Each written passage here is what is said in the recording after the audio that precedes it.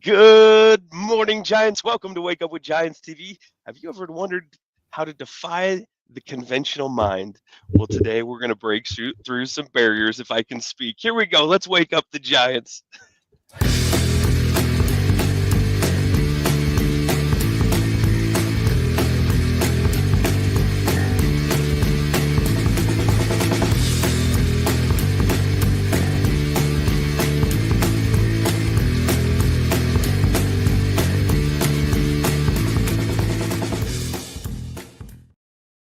Good morning, Giants. Welcome to Wake Up with Giants TV. I'm Ryan Morris, co-creator of Wake Up with Giants TV, a tribe of giants, 12 Journeys Coaching, and I wrote a book called A Journey of Riches. It's available on Amazon. And I'm here with Mr. Nicholas T. Smith, the other co-creator of Wake Up with Giants TV, a tribe of giants, 12 Journeys Coaching, and he's an author too. He wrote The Giants and the Smalls, The Tortoise's Hair, and a whole bunch of other amazing books. So if you search Nicholas D. Smith on the internet, you're going to find some great things. So maybe some things you don't ever want to see again. You can just erase those from your memory. Yeah. Sorry about that. We all change and grow. That's the best part about life. It's just about experience. Oh man, we've got a great show for you, bud. Right now we've got some a little bit of announcements. We are still fulfilling on the Tortoise's Hair, still putting out some books and getting that done. So if you're waiting for your book, it is on its way. Don't worry, we haven't forgot about you. And also, Nick is currently right in the middle of another SG program. That's our Sum Gigante program. Nick, do you want to talk about that for just a minute? Yeah. So we're on SG 15. So there's the 15th cohort that we've run on this program. The 12 Journeys program is our Giants training program. So it's 12 journeys, 6 inner journeys. So it's called the root journeys, where you focus on your inner story and who you think you are and how you write that and where that came from. And more importantly, how to rewrite it. And then what we do is for the next 5 journeys, we focus on growth. So how do we get you to grow differently? And then the final journey is looking at your impact and legacy in the world. Right now, we've got a group out of the UK that's going through this program. Incredible group. They're really taking this on. We've implemented AI into the training. And so if you're really looking to wake up to your BS or bullshit, the way we say it here, there's an app that's tied to the program that will help you to wake up to your stories and the way you're playing life, and it ties into the 12 journeys so that you can grow even more. So we're running that right now with our current group, and they're just having breakthroughs we've never seen before. And so killer program. It runs for 6 weeks. We will run SG 16 pretty soon. So this one wraps up in another 2 weeks, and then we'll be ready to launch. So if you want details, reach out to us. We'll get you details. Definitely something you'll want to be a part of. Yes, and there's people that have gone through. I've been through the program quite a bit of times. I guess it's our own program, so I should. Yeah, you might as well.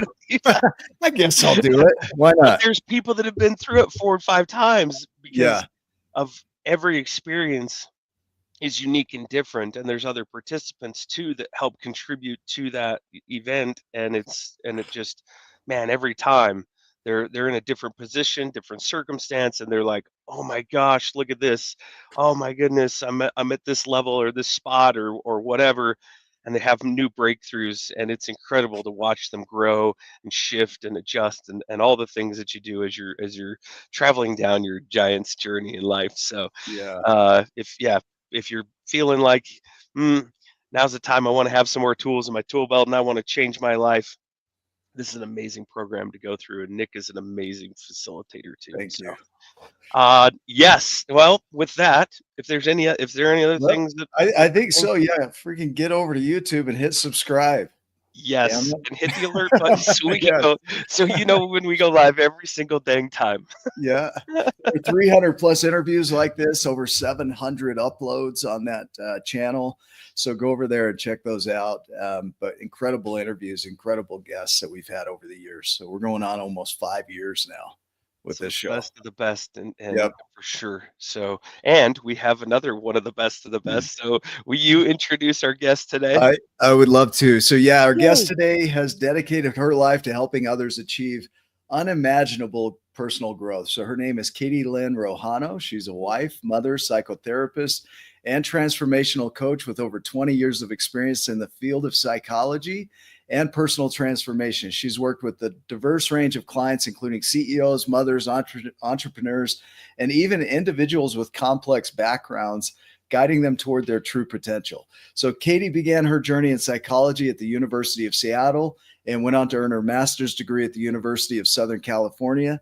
She has an extensive training in somatic therapy, NLP, trauma-focused cognitive behavioral therapy, and dialectical behavioral therapy. Known for her highly intuitive approach, Katie blends these techniques to provide a holistic transformation experience. And today, Katie Lynn will share her invaluable insights on breaking through personal barriers and achieving the growth you never thought possible. So join me in welcoming the amazing Katie Lynn Rojano to the show. Good to have you here. Thank you. Thank you. That was a mouthful. It was a mouthful. Wow. I was stumbling. You did a great job. That was Twister. Excellent.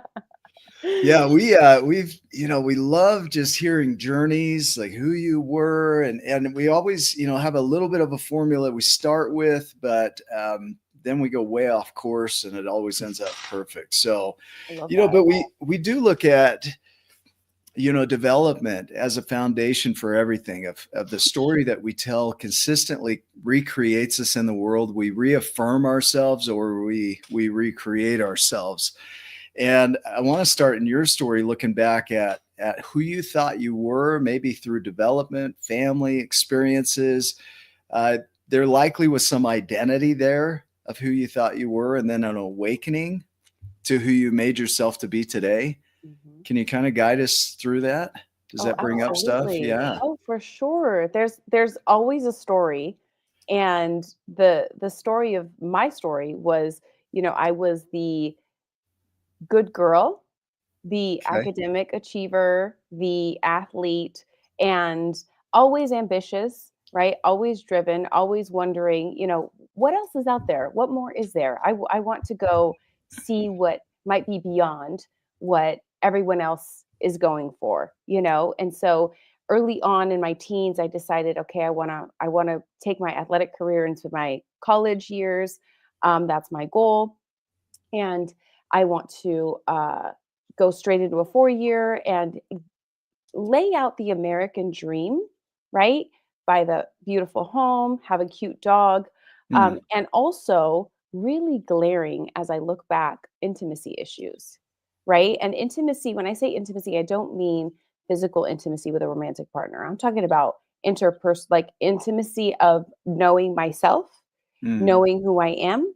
And the thing about my journey is I was like, I want all of the stuff and I want none of the connection, right? Because there had been so much heartache. I was born into a multiracial blended family as a young girl. I tell people my first heartbreak wasn't a romantic partner. It was my sisters coming into the home and leaving the home because they were in 2 separate households.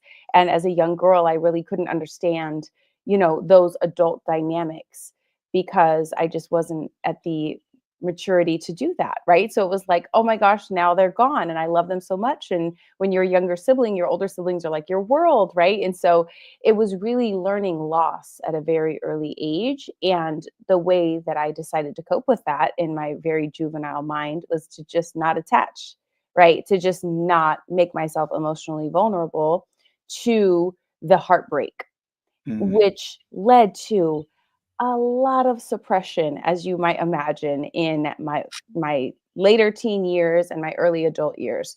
And so when I transitioned from high school and into college, I met my goal of playing ball in college and went to a 4-year university and then went straight into a master's program.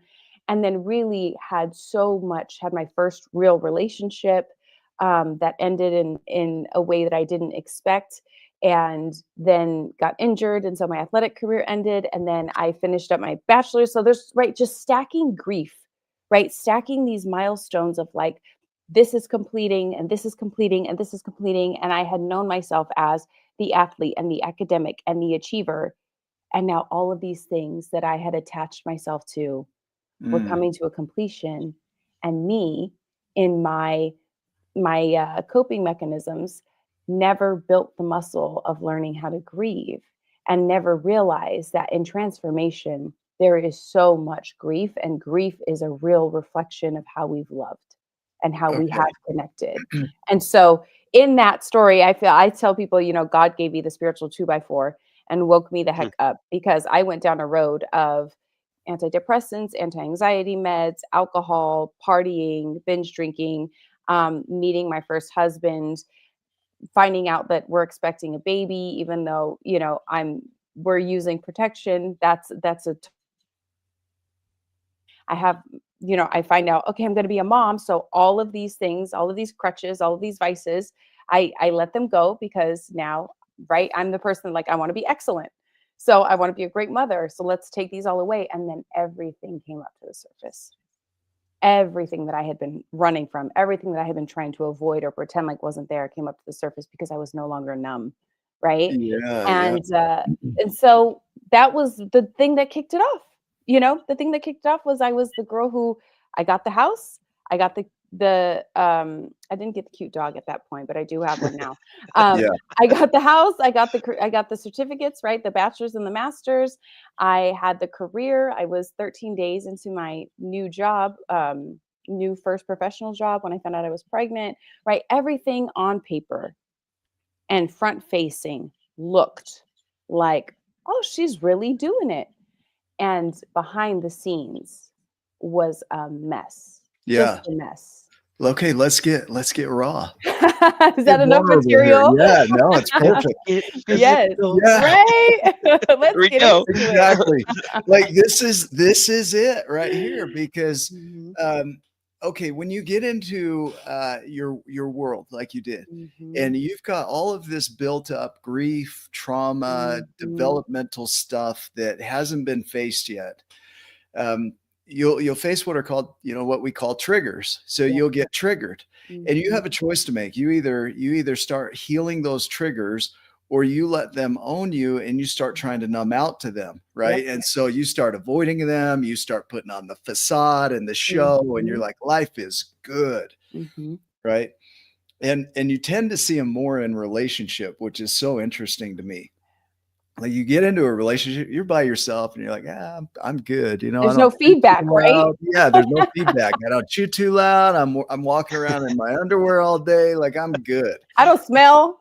I don't smell. Right. Yeah. I got no issues. And then No you get in a problem. relationship and you're like, oh, damn, I've got a lot of things to look at. But this is what people do, is they'll start projecting. They're like, nah, that's not me, that's them. And so they won't take a look. So they'll either project, they'll numb out, or those that do their work will actually slow down and say, okay, if I'm being triggered, there's something to look at here for me. And so the thing that I don't think people realize is in awareness. We talked about this, Ryan, a little while back. It's like, nobody told us that awareness wasn't fun, right? Oh my God. Yeah. It's a humble pie. Oh man. Right? Yeah. So they're like, do it. It's like having kids. Have 4 kids, have 5 kids. You're gonna love it. And then you get in it, you're like, what the hell? Like, there's so many bodily fluids all the time. Man, yeah. Where did that? I smell like a skunk because I'm stressed all the time. Like, but you get into the awareness and you really have that chance to dive deep. And what I appreciate about your bio here is that you learned all these tools like dialectical behavioral therapy, tools to help you navigate the intensity of those emotions so that you can face them and heal them. And what I would love for you to do right here is just walk us through that awakening part of life where you really have to pay attention to those triggers and the healing that needs to be done underneath those, because I think that's where many of us get stuck, right? Oh yeah. Yeah. Can you speak to that? I mean, there was a moment, and maybe if you're listening, you relate to this. There was a moment where I woke up in the morning and I knew that the relationship between my son's father and I was done. I knew it was complete, right? And my son was probably about a year old at that point, maybe a little bit older than a year. And I had been drinking the night before, and I got up and I caught myself in the mirror. And I made eye contact with myself and I was shocked. It was a moment where I just was like, who is this person? I am Mm. 25 years old and I look like the life force energy has just been drained entirely from my body. I look gaunt, hollow. And growing up, that was not who I knew myself to be, right? I was like lively, taking up space. The sort of my siblings and my family would joke around. They would call me the queen, even before any of all of your branding and business and all that. They would be like, "That's the queen," like. So it was really a jarring moment, and that Yeah. moment was when I said, "Oh no." I refuse to be this woman, not just for myself, but for my son and for the world and for my family. And so that was when I feel like I really had that awareness, right? Because I didn't know what I didn't know before that.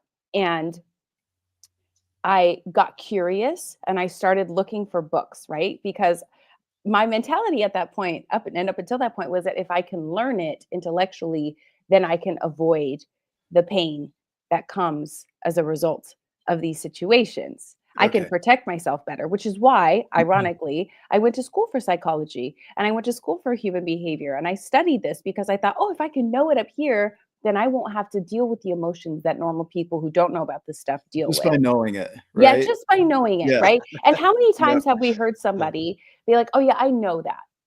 Oh, yeah, I know that." And yet it's like, but you don't have the result. So Yeah. do you Yeah. know it and embody it, or do you just know it and know it like you know that the sky is blue and you know Mm. that, your car has four wheels? Like, it's really a difference. And so what I started to do was I started to look for books. I was like, oh, let me see what's out here. Let me figure out what's going on with me, right? There's got to be something. And the first book I picked up was Let Go and Let God, which I think was my first divine intervention in terms of helping Yeah. myself, because Yeah. that connection to my higher power is pivotal for me. And as I was exploring these books, I realized there was something in the world that existed called coaching. And I was like, wait a second, right? I had gone to therapy. I was a therapist at this point, but therapy didn't move the way that I really wanted it to move or needed it to move. There was something that it was missing for me. And the what I found in coaching, as I hired my first coach and made that first investment, what I realized is that, just like sports for me, healing is a team sport. Mm. Just like you said, Nick, earlier, of like, when you're alone, there's no feedback loop. You don't smell. You don't have Yeah. any Yeah. you don't have any issues, right? You're just the perfect human because there's nobody mirroring to you those opportunities and those blind spots and those qualities that you might want to be able to recreate, if you knew that they existed. And so for me, coaching was like this just opening of possibility and opening of, look at this, how much power we actually have, how much I can take I can take ownership of this. And once I take ownership of this, I can transmute it and transform it. And I can learn how to be with myself emotionally. And that's a muscle, just like the muscles in our body, of like, the Yeah. more you work it, the more it develops, the more it grows, right? And that's really what happened, right? I remember being on the phone with my first coach, and I was 26, I think, at the time. And she said, it's like what Tony Robbins says. And I'm like, who? And she's like, you haven't heard of Tony Robbins? And I was like, no. And this man grew up like a city over from Huh. where I grew up. And so she's like, yeah, you would love him. And sure enough, she was right. Um, but I just was introduced to this world of personal development, and I felt like, wow, what an incredible awareness to be open to the idea and embrace the idea that we can create ourselves to be just about anything we want to. Yeah. We can. And there's a process, it seems, to it, of rewriting that narrative. And you can't really rewrite the narrative until you learn to slow down with the emotions and the stories that are creating those emotions and the perspective that's behind all of that. Because there's a being that's been created over time that thinks they are something that's doing all that thinking and all that emoting. Mm-hmm. Right. Mm-hmm. And so that is where, especially for the viewers or people going through our programs is look at, unless we can access that, because people are really good at BSing themselves out of facing their stuff. Right. Oh, yes, we are. We are great at I that. shake my head, but I'm taking it for myself. I'm like, yeah. And the Yep. more you know, the better you get at BSing Yes. yourself out of stuff. And that's the hard part, is until you get called out, like truthfully called out on it, and you start, and not only that, but you start to see it and you say, okay, I'm going to own that. Like, okay, that's me. Then you can start to heal it. But until you can see, I've got values, belief systems, character traits, identity, that's all wound up in this creating of these ideals and these thoughts and these emotions. Once you can get into that and start to rewrite that, then everything shifts as a result of that. Do you agree with that? I mean, do you need to worry about your thoughts and emotions, or do you see where I'm going? I do. Yeah. And here's what I'll say. Just like you said earlier about, the awareness is like, it sounds so fun, right? Yeah. Like, oh yeah, become aware, Yeah. It's And I like, take a trip to Bali, right? Yeah, It's fun. exactly, You're gonna love right? it. Like, let's go on vacation. And I remember one of the first moments of my awareness and my awakening. And I had just delivered my son, my first son. I was in the Yeah. hospital bed, and I couldn't feel anything because I had that epidural. So I was like, what's going on? And so they're like, he's out, and they hand him, they bring him over, right, my legs, and they hand him to me, and they put him in my arms, and I hold this little baby, and I am overcome with this emotion of love that I had never experienced before in my life. And that moment of awareness was so potent for me, because I looked around, right? And I was like, I have never known unconditional love. I actually don't know what true unconditional love is. And this baby, who I literally just met, for the first time on the planet, has taught me something that and opened up an access point for me for a level of emotion. I get emotional thinking about it now, and that was so, like, it made me relook at everything, right? Because these moments of awareness, once you know, it's kind of like you can't unknow anymore. You can't go back and unsee it, And it's Right. like, oh my gosh, I don't really love this person, and I haven't really loved that person, and most of all, I haven't known how to love me. Yeah. I think Whoa. we need to put as an activity is make people put the popcorn back in the popcorn seed. Right? In our Yeah, program. like, give Anchor it in a this shot. idea. Like, Try you gotta this. put it back in to the original. Good luck. Good luck with that. Let us know when you're done. Yeah. The other day I saw a thing, and you've probably seen stuff like this too all over social media, but I saw this thing, and it was turn your phone upside down and look at the state of Florida, and you can't unsee the Grinch. And now that Is it I've seen really? it, right? Like, Oh no. now I can't look at Florida the same. I'm like, yeah, it's an upside down It's the Grinch. Grinch. Oh no. You know? I got to pull it up right now. Right? And I Yeah. wish, and I've never been through childbirth, but I relate as much as I can as a dad that's been in the Sure. delivery room, but Yeah. and I wish that awareness was as beautiful and amazing as meeting your child for the first time and having that overwhelming love. Mine was a little more rough, mine was like accompanied with a whole lot of guilt and shame and grief and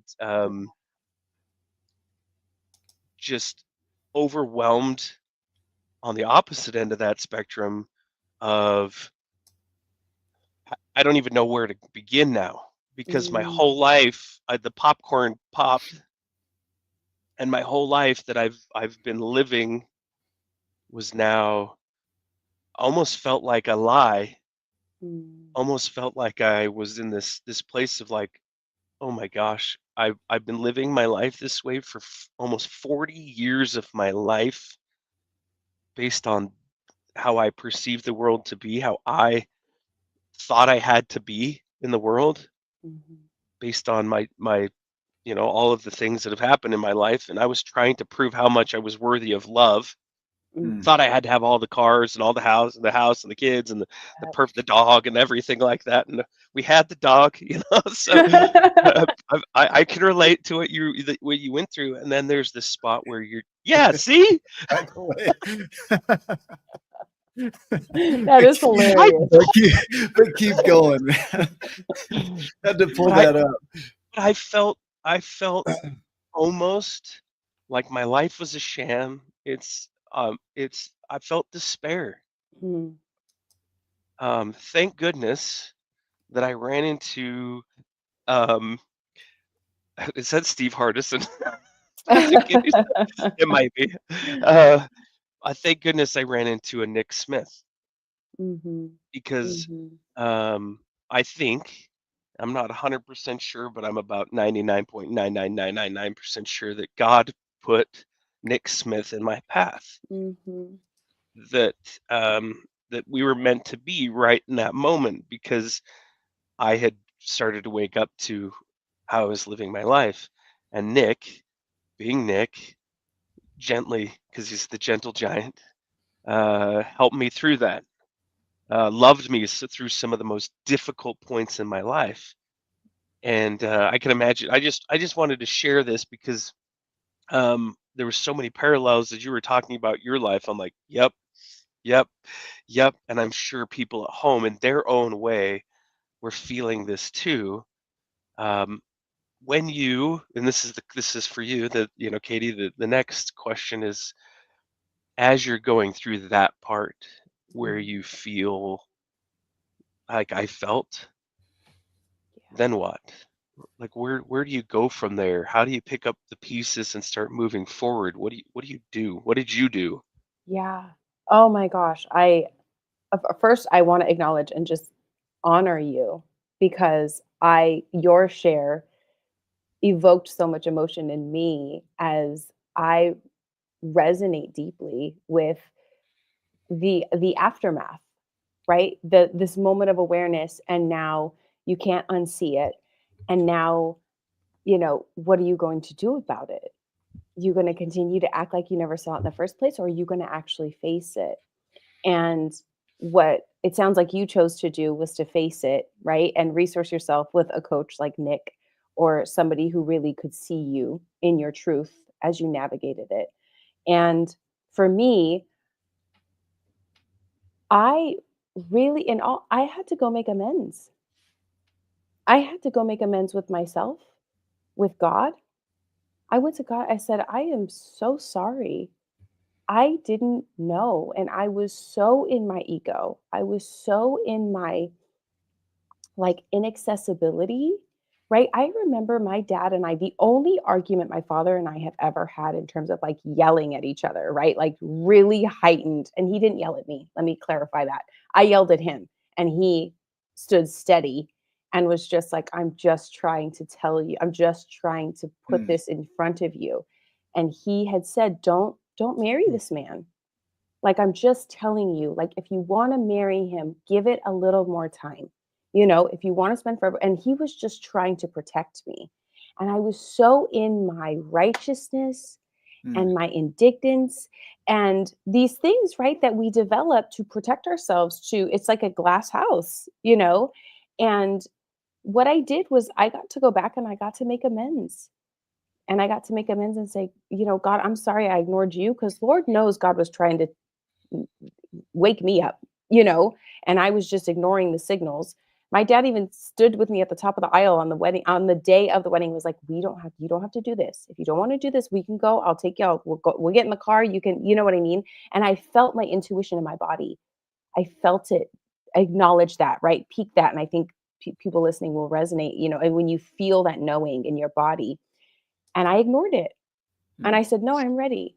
And so going back and taking ownership is so not just humbling, but there's guilt that comes up, there's shame that comes up because I created all of these experiences with my family, with my mom, with my dad, with these people who have stood by me and loved me through so much of all of my evolution.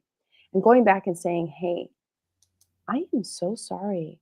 I really was in a state that I'm not proud of, and I'm working on it. I'm going to work on it," and even calling my son's father and saying, "Hey, can you give me feedback? I would love feedback for how I showed up in this and Mm. where you felt like, I was great and where you felt like I, have opportunities for growth and who you see me as." And it was the most incredible conversation, but really being like, I can do this and I'm going to figure this out and I'm going to get the support that I need and have the conversations that I need, to have and really be in full responsibility. And responsibility comes with a lot of emotion and a Mm. lot of ownership. The ownership is huge, right? Yeah. The ability to look at everything that you create in your world is from you. Everything. Mhm. Everything, your perspectives of other people, your perspectives of yourself, your judgments over how you were developed. Somebody posted the question, how do you make amends? It's you start with owning every single bit of it, complete ownership. And Mhm. without that, there's nothing to be done. So until you can take ownership of I create everything. Somebody said once, you create, promote, or allow everything in your life. Yeah. Right. And Mhm. so to really step back to that and say, look, I am projecting, I am triggering myself with the thoughts I'm having over what somebody else Mhm. might be doing or some event. That's me doing that to me. I'm judging myself over my development or the traumas or, whatever has happened. And so when we realize that, that's where we start to take our power back and realize that no thing, no person anywhere has control over us. Only we do that. Mhm. And so I think that's so essential is I'd love for you to go a little deeper on ownership and what that actually means. Yeah. Can you give your version of that? For sure. I mean, Yeah. my version of ownership is I am the creator. I am the creator of it all, and the world is only ever always reflecting me back to me. And the how can I be with and in the paradox that is, Mm, right? Because it can be so paradoxical in nature. It is both beautiful and brutal.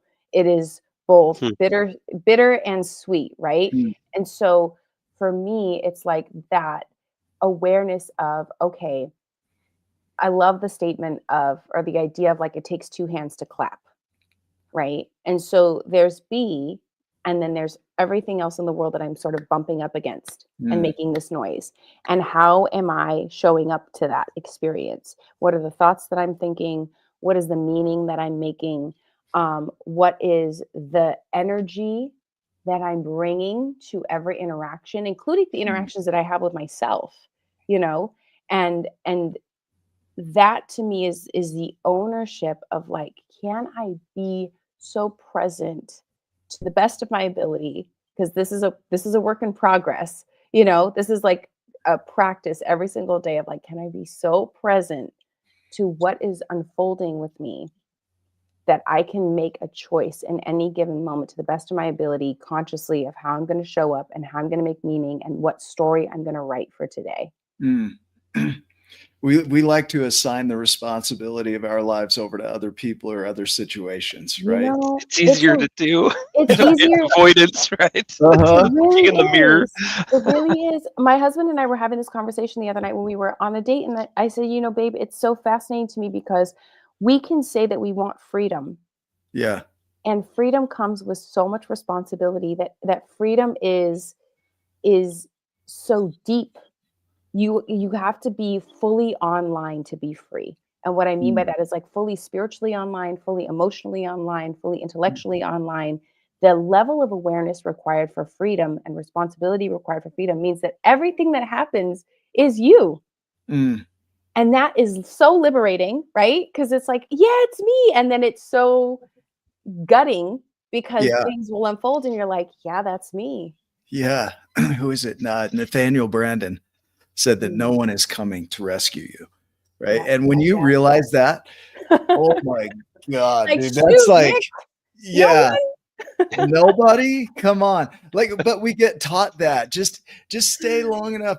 Somebody will rescue you, you know, and you grow Yeah. up on this healthy diet of being rescued. You know, my prince will come, and we're taught by Disney, you know, just don't, you can live a crap life. Don't worry, your prince will come rescue you from it. Right. Kind of a thing. And it applies to guys and girls. Yeah. And Oh, yeah. it's when you realize no one is coming. We had Mark Peterson, greatest example, I think, on one of our interviews. He was out mountain climbing and fell in a crevasse in ice, and he knew the best rescue was self-rescue. So first thing he did was anchor in, and then for 5 days raised a flag, and no one was coming. And on the 5th day, somebody saw a flag in the snow, got curious, and when they went to grab it, he had pulled it down, so they knew he was there, and he had to help them rescue him. Like that's the paradox of that is not only did he have to take the initiative to rescue, he had to teach somebody else how to rescue him, right? To help him out. How important is that we take that kind of mindset on? You know, we're never alone. You talk about that. Yeah. It's not a self thing, but we have to be the ones that take that initiative. I mean, how important is it? Here's what I can tell you what it's created in my life. Okay. It has created, being in ownership and radical responsibility has created the most beautiful relationship up until today with myself that gets better every day. I get better at being with me and being me every single day. And it has created a relationship romantically where our love gets deeper every day. We are able to navigate things that, because life is still lifing, you know, Right. there's situations and circumstances that pop up that are in service. We hold the context that they're in service to our growth, but we get to navigate them with such a level of devotion and respect for ourselves and each other that it only creates deeper intimacy for us. I get to be in a life where my son, my 13-year-old son, will come to me and say, "Mom, I'm so glad you're my mom. I'm so grateful that you taught me this or that, or I love you." Or he gets in the car after school and says, "I missed you today." And that, to me, that's what it creates, right? Because you know, getting to be the mom that, because I took on entrepreneurship, I'm there at school pickup, I'm there at school drop off, I'm there to bring, you know, cupcakes or snacks or whatever, like that flexibility and that freedom. And it also, you know, requires the ability to be with other people in their stuff too, right? Because what happens with freedom is if you want freedom for you, then you've got to embody that and allow other people to have theirs. And so that means to be with any kind of stuff, right? Because your own authentic expression is going to activate others in the way that it needs to for their healing and their growth. But to me, being in the ownership, being in the freedom, and working towards that, and setting that as an intention every single day, and also combined with the intention to show up and serve, to make a difference, that has created these organic moments that so many people, I think, are missing, and they label it as fulfillment. But it's like there are these moments, Nick and Ryan, where you can't order them on Amazon. You can't buy them. You can't out earn them. You can't achieve them. They are so magnificent and organic. And Yeah. it's like, I wish I could bottle this up, you know? I wish I Right. could just bottle it up and give it to people because it's so beautiful. But that's what it's created in my life. That's what it creates. You mentioned the word activate, and we had another guest about 2 weeks ago who talked about activating versus triggering, you know, the power of that word over triggering.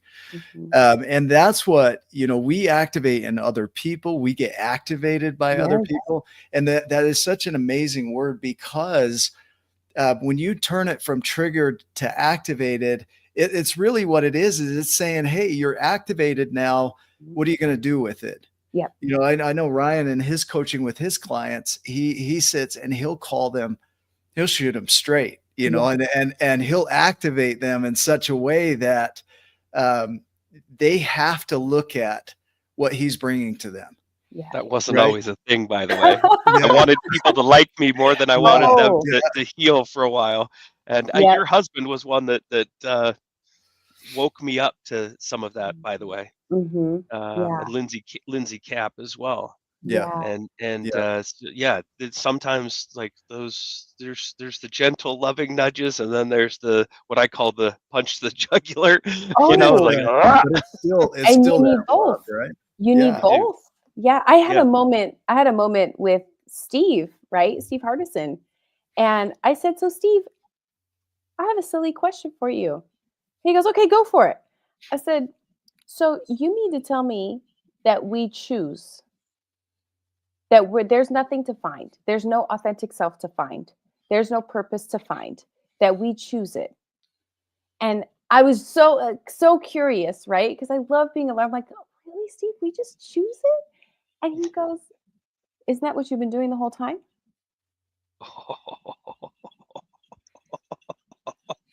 It's like, dang it. Yes, right? Yes. I was like, oh, I still, and that my body still remembers that moment of like, oh, my brain just rewired itself. You know, I've had a very similar experience with Steve Hardison where I asked him if he felt fear. And he said, well, he was with I'll make this one quick. We've talked about this before, and I know that you've made a video on this as well. So it's a construct in your mind. And just like happiness, just like anything. So he was with a client, and I'll probably butcher this a little bit. He was with a client, and this client's a multi-million-dollar CEO, and he's talking to him, and the guy was talking about how he's not fulfilled in his marriage and blah, blah, blah, how he's not happy. And Steve goes, oh, and he goes running outside to his pool and just stares outside his pool. And you know, Steve, like he does some stuff for some real great dramatic effect, you know, like he wants this to sink in. And he's staring down in the pool, looking around, and the guy is, I'm sure, just like, what is happening? And he goes over and looks in the pool with Steve, and Steve's like, do you see it? And he's like, no. And goes over to his patio furniture, he's flipping up cushions and looking under things. He's like, can you find it? And he's like, no, what are you talking about? He goes inside, and I'm paraphrasing a lot, Steve. There's probably better. You tell it way better, I'm sure. He goes inside and says, Amy, I need you to come over here. And he asked the guy, hey, what's going on in your life? What's a big giant bill or some sort of a thing that's coming up in your life? And the guy goes, well, I've got like a $4 million bill that's coming up in my business that I got to figure out how to pay, and I'm not sure exactly how we're going to make this all work. And he goes, Amy, write a check for $4 million to this man. And she's like, okay, you know, and she's learned probably not to question Steve. And what, you know, just, okay, there's something here. You know, Steve's not going to just give away $4 million. Probably there's a lesson in this, but, you know, hands him a check. And Steve says, this is yours. It's bankable, cashable. It's guaranteed if you can find me one thing. If you can find me a cup of love. One cup. That's it. Measurement. And the guy's like, I can't, Steve. And he's staring at a $4 million check that he could cash if he could find a cup of love. Yeah. And Steve's like, you can't, because it's a construct. My thoughts of you are as close to as what I'll ever get to you, Katie. They're my thoughts of you. My thoughts of myself are as close to myself as I'll ever be. My thoughts of my wife, my thoughts of my kids, etc., etc. We create it. It is a construct. So how do we start shifting that? How do we start changing? How do we make amends? You talked about amends, right? Amends, I just wrote it down. Make minor changes in order to make it fair, more accurate, and more up to date. You start making amends. You start shifting. You start adjusting. We call them, in the Giants, we call them small steps. Giants take small steps. They're just bigger. Because as you're going down, as you start moving forward, change occurs. Your circumstances change. You are in control of your circumstances. And that's the radical responsibility. That's something I've learned in the last few months. Yep. Wow. Wow. Yeah. That's a beautiful, beautiful story. I love that. Woo! And if anybody The wants to see a chills. great video on Circumstance, go to her Facebook page and watch her videos because she has some amazing content that's helped me Thank a ton. you. I actually followed you before I followed your husband, by the way. Oh, And really? so so Thank I you. didn't even know you guys were married for a while. So it's like, then I see a picture of your family. I was like, huh. I was like, Yeah. that checks out. That checks out. That's so Yeah, funny. yeah. You know, it's people go, "Oh, how did you meet?" I said, "Well, about 4 people told me that I needed to meet him before I actually met him." You know, like 4 Uh, people had gone, "Oh, I saw him. She needs to see him," right? So that's amazing. I love it. uh, Yeah. Did you put Wow. this up, Nick? yeah, yeah, Steve yeah. should have handed the I was check like 4 million cups. Right there, that would have filled it up. Yeah. As we look at this though, you mentioned, well, in your bio, you talk about some of the tools you've learned, and that's what people are looking for is a lot of people just want the Band-Aid. Like, I just want the Sure. Band-Aid. I want the Tylenol. I'm not ready yet to face, Mhm. the full surgery. I know I got to have it someday, but I'm just not quite there. Yeah. And, some of the tools like dialectical behavioral therapy or cognitive behavioral therapy, a lot of people think, oh, that's going to solve it if I know that. Yeah. And, and no, it's not.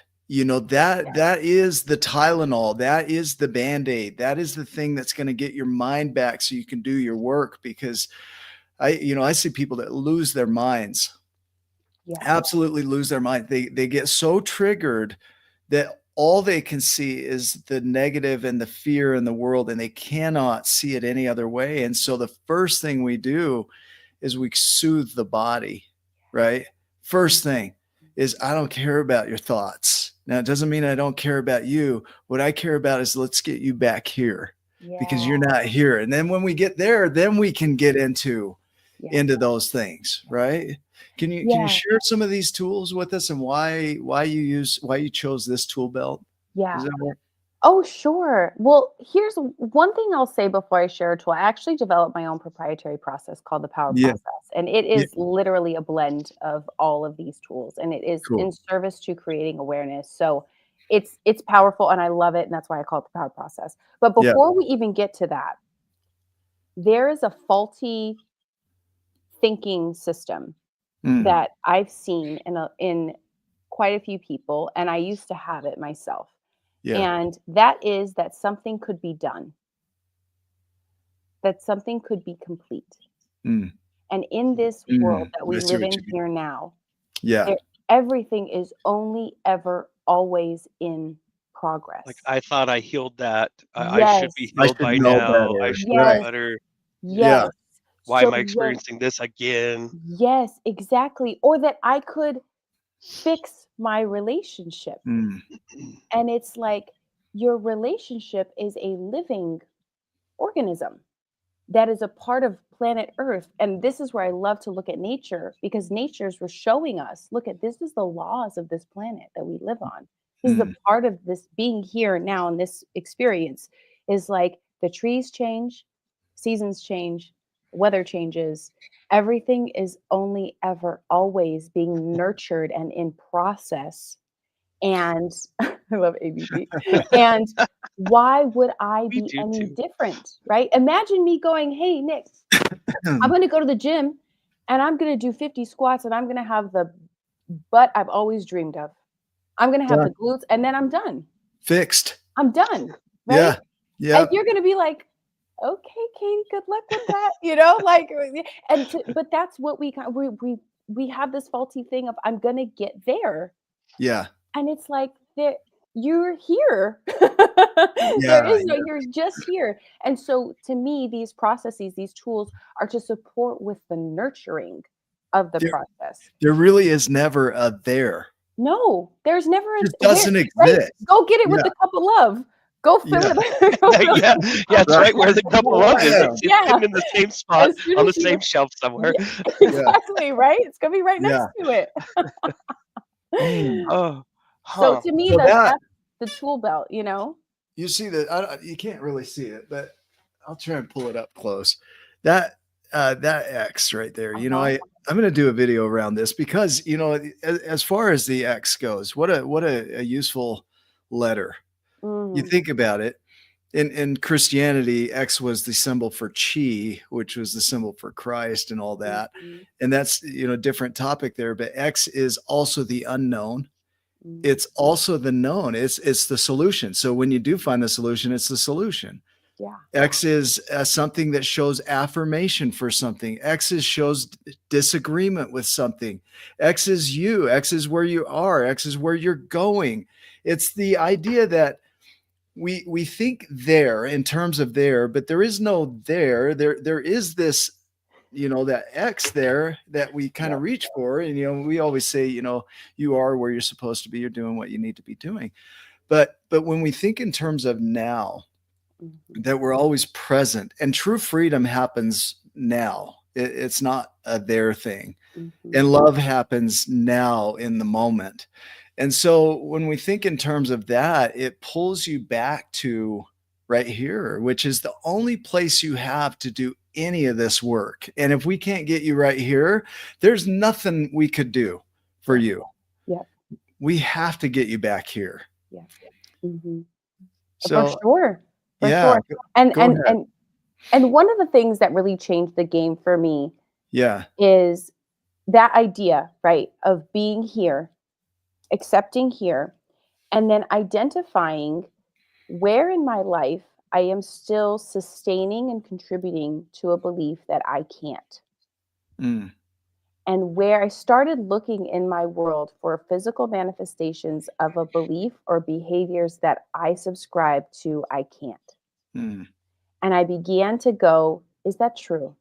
Is it true that I can't have that conversation with that person, that I don't have the emotional capacity for it? And am I willing to accept that for myself? Or would I like to learn how to have a powerful conversation with somebody that's vulnerable, that I might feel some type of way about, and go learn how to do that? And so in my world, one of the most effective and efficient ways for me to create change now is to go, is there anywhere I am currently hanging on to an idea that I can't? Wow. And that's where the tools come in. Because I'm like, let me do a power process. There's something I feel, right? Because the feeling comes up. Thoughts create feelings, and most of our thoughts are subconscious. So we actually catch the feeling before we catch the thought. Yeah. Yep. And so when we have these feelings, I go, oh, I feel there is something happening in my body. And I'll pull out the power process and I'll go, let's go through this. It's a simple 6, line model. Yeah. And I go through that and I go, oh, look at, there it is. I can't. There it is, showing up, waving to me in my face. Do I want to, right now I'm at a choice point. Do I want to keep going this way? Or would I like to choose something different? Ooh, I like that. Yeah, I like that. Yep. I like that. It's really taking ownership, because you talk about, I look at it as the sun has flames coming off of it, radiation coming off of it. The flames would be like thoughts. The radiation would be like emotions, but the sun is what's generating all of that. And when you change this in here, all of that changes by default. So many of us have been taught to stop your thoughts, stop your emotions, manage those, but those are effects or affects of the inner you. So when you can get back to here, like your process does, like the 12 journeys does, it's like, we got to get you back to here, because when we could change that all changes by default. Yeah. Can I share a cool story with you? Yes, please. Yeah. Okay. So this is it's pretty recent. So again, I have a 13-year-old and a 3-year-old, right? And my husband. So I decided. I like the ordering of that. Right? And my husband, he's like, we're all in this, it's a circle. Okay. So I've got a 13, a 3-year-old, and a husband. My wife says that we have 6 kids, because she includes me in that. Well, it's kind of funny, because in the story that you're going to hear me tell, you'll see how he informs them, which is like, but anyways, so I decide with my coach, I go, you know what? Okay, well, the context I'm going to hold moving forward to the best of my ability is, how do I make a difference? How do I make a difference? And so I make this decision in my session with my coach, and I start asking myself, how can I make a difference? And this is in the afternoon and the evening. And so I wake up the next morning and I make my coffee and I go and I sit on the porch. The boys are both asleep. My husband is at the gym. And I'm sitting there and I'm going to have a connection call with a new friend. And I hear the door open, and it's my little 3-year-old, and he comes out and he's fully dressed. Now he still sleeps in the crib, so he can't get himself out. So I'm thinking to myself, who got him out of the crib, right? He comes out, hey mom, he's so happy, he's fully dressed for school. I'm like, hey bud, who got you up? He said, brother. And I go, oh, that was so nice of brother. And then I go inside, and my older son is making him his lunch for school. And my older son is fully dressed. His room is cleaned. He's literally moving in a way like I have never seen him move before. And I am just observing, right? And he's like, okay, mom, we got to go. Let's get in the car. So I'm like, oh, okay. I'm rolling with it, right? I'm just like, let me roll with this. I put my shoes on and get in the car. When we go as a family, before we go anywhere, my husband, before he pulls out the driveway, he pauses and he asks every single one of us what our intention is. That's a practice. And so I'm getting ready to pull out the driveway, and the little one in the back goes, hey mom, what's your intention?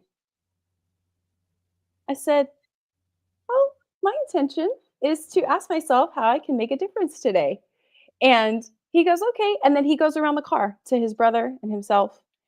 And here's what I know about this work that you both speak to and that we are such advocates for.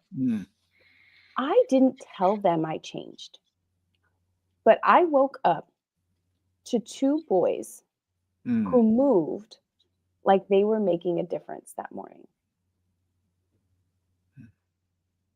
in a way that I had never seen. No instruction, no prompting, no nothing. It was one of those things that it was like, I can't order this on Amazon. I can't go read about this in the book. I can't tell you how it happened, but I have an idea of how it happened. And I changed my orientation to service less than 24 hours before this. And I woke up to 2 boys who were in full service. And then my husband says via text, hey babe, I'm picking you up some coffee because I love you. I'm just like, the world. That's amazing. Sorry, I'm laughing because I just put Nick in the big screen. And then he's all, hi. Like, hey there. And then I couldn't stop. I couldn't stop laughing. I'm sorry. That was a beautiful story. And what I heard is that you might not see all of that when you start your journey. You probably didn't. You hoped probably for some of that in you and in your family and what was going on. But as you did the work and as you modeled it, your kids got to see that model. And you guys were consistent. And when you weren't, you course corrected and you figured it out. And you spiraled up. Your circumstances changed along the way. It probably happened incrementally. Some things were radical, some things were minute, but over time and constant effort and dedication, your life changed. It shifted, it grew. And you look back and you probably can't even remember. I mean, you could go back and dive into it, but like all the little things along the way, you don't remember every single little minute change. But because you had that radical responsibility, I'm going to shift, I'm going to grow, I'm going to change it, I'm committed to this thing. Stuff changed. And the blessing, the beauty in all of that is sitting back and watching the fruits of that come about. And they could be in all kinds of things, and you start seeing it. But how freaking amazing that now your kids have that that platform, that foundation of a mom and a dad that are loving and caring and growing and loving themselves in the most beautiful way that now they can do the same thing. The little man takes charge in the car and he's like, Right? "What's your Yeah, intentions, what's your Mom?" Like, intention, he's right? like, He's "It's 3 and weird he's like, if intention. yeah, it's weird if we don't do this, and so I know what to do because this is what he does," you know? Like, Yeah. boom. Yes, I yes. love it. I I want love it, and to, to yeah, me, go it's ahead. like we hear so much about, especially in the online space, money wins and these Mm, like, business wins. And to me, that morning, and not every morning is gonna be that way. And that morning was such a win because I watched my sons be proud of who they were in that morning. mm, And I got to acknowledge them and I got to see them walk in their confidence and their truth. And that is the greatest win of all for me as a mm. mother. I'm gonna pull up an image real quick here. Just speaking to what, um, this is Romanoff broccoli. How Mhm. nature teaches us. You can actually eat this, but you look at the intricacy of this. These small steps repeated create the Mhm. complexity of life. And Yeah. so many of us want just that drastic change. We just want to see like a Yeah. big change and let my life be different. But your life is a series of these small steps in here that are repeated that create the complexity of your life. And Mhm. when you remember that, that's when life changes. Yeah. So that's when you really start to see these things show up in your world. Like your small steps led to the complexity of your son doing what he did. Yeah. Your small Yeah. steps led to the lifestyle that you've created. Your Yeah. small steps created you into who you are today. Mhm. So it wasn't overnight. No, and it was a team effort. That's Yeah. my other Yeah. point, right? Is that it's like I Mm. saw my husband's efforts too, my husband's influence, Mm. right? And so it's this beautiful thing of like, I'm a firm believer that we need each other. This is Yeah. a team. Being here on earth as a human is a team sport, Hmm. I and like we're that. all here to help and serve and grow each other. Um, and that's the other aspect I'd love for people to catch too, is that like, look, it wasn't just me. Yeah. It was every single moment, where we I decided like to that. show up. Yeah. Yeah. So final message from you for the person on the other side of the screen, because there's somebody on the other side of the screen. This is a real human right there. What do you want them to know? I want them to know that they can. Mm. That even when it feels, right, when those feelings show up, when those thoughts show up, like you can. If you can create it, you can uncreate it Mm. and start again. I like that. I like that. Yeah. That's a simple and hitting message, right? Yeah. Yeah, you can. Mhm. Mhm. Thomas the Train, you can. Thomas the Train. I just saw Thomas yesterday. Did you? Yeah, we rode on Thomas. We sure That's did. funny. You just, like, threw it in the old, VHS or something. Yeah. Ryan, what about you, man? Final thoughts here from all of this. I wrote down a whole lot of notes. Um,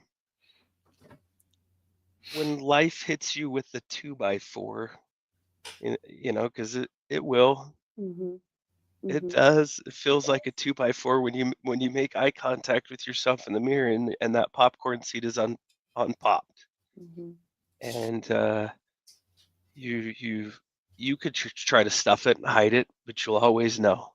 Yeah. But in that moment, be gentle with yourself. Mm. Um, I love, Katie, how you are very real and very raw, but you also have you can come in here and bring really 2x4 hitting powerful things and make it feel like you got tapped with a twig too.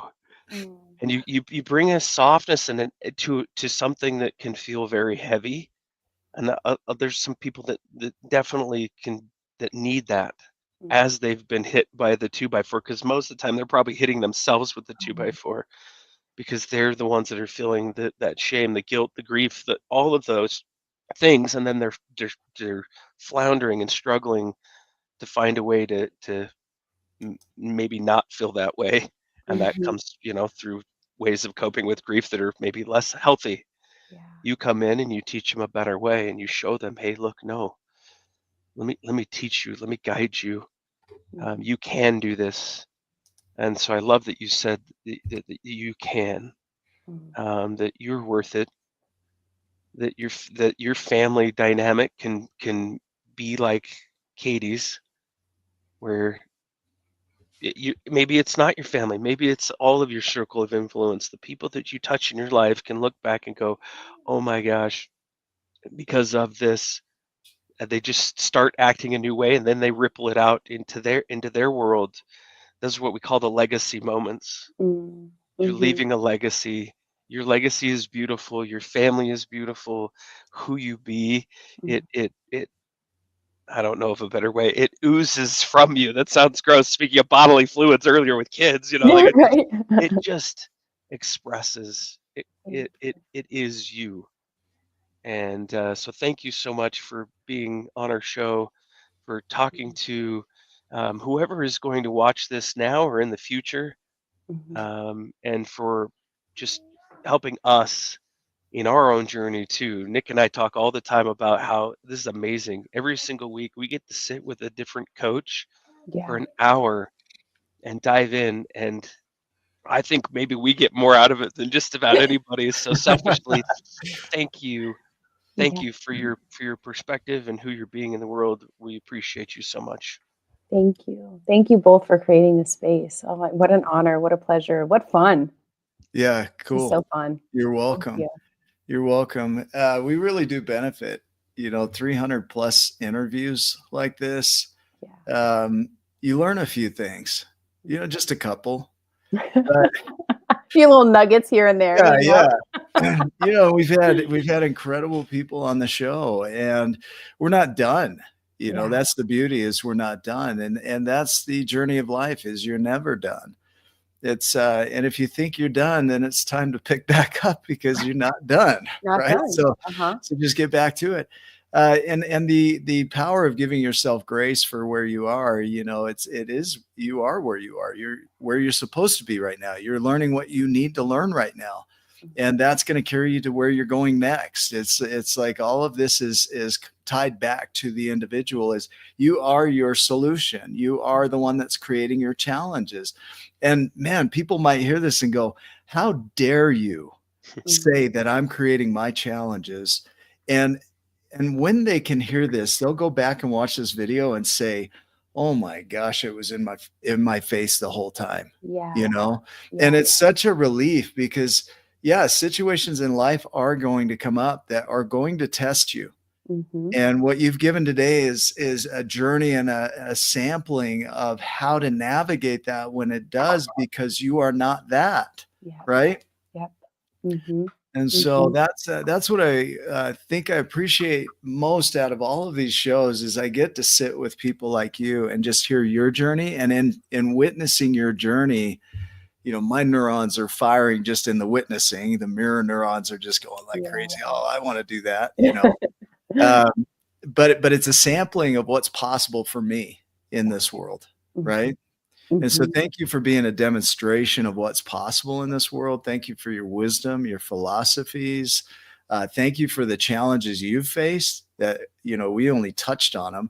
I can imagine that there have been some pretty serious challenges that you had to overcome to get to where you are today. So thank you for going through those and being who you are today because of those. And for those that are watching, thank you, because this show, like truthfully, this show wouldn't be what it is without the comments. It wouldn't be what it is without the viewers. It wouldn't be what it is without the tribe. It wouldn't be what it is without Ryan Morris, And so, like, to each of you, thank you for showing up so consistently in what we're doing. And we're not done. So what I'm offering people is start sharing this. Share this with somebody. This message today needs to be shared with somebody so share it with them. Let them know why you think they should listen to this, why it hit you. That's probably the most impactful. So in any case, Katie, thank you so much for being here. Thank you. What a pleasure. Is there anything else you want to share before we wrap up? There is one thing that came up as I heard you speak that I'd like to impart as we transition. And that is that this interview, this found you for a reason. Yeah. There are 8 billion people on this planet. Not everyone is going to hear this conversation, this dialogue. If it found you, maybe ask yourself, Of 8 billion people, this interview found me. Mm. I wonder what's here for me. No accidents. No accidents. Yeah. Yeah. I like that. Yeah. Well, for everybody that's watching, down on the bottom, you see Katie Lynn's information. So make sure you go follow her, reach out to her, get curious about her, what she's up to. Make sure you hit the subscribe button on our channel. That's important, right, Ryan? Yep. So that they can, you know what, you know, when we go live, every single dang time. So thank you for being a part of this. We love you. Go make it a giant day, and we will see you in the next video as soon as I can find the video. Click. Bye.